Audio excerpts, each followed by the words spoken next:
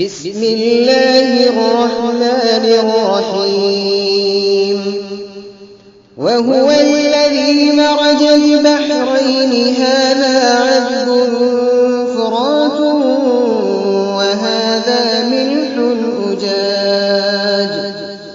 وهذا ملح أجاج وجعل بينهما برزخا وحجرا محجورا وهو الذي خلق من الماء بشرا فجعله نسبا وصهرا وكان ربك قديرا ويعبدون من دون الله ما لا ينفعهم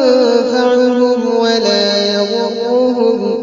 وكان الكافر على ربه ظهيرا وما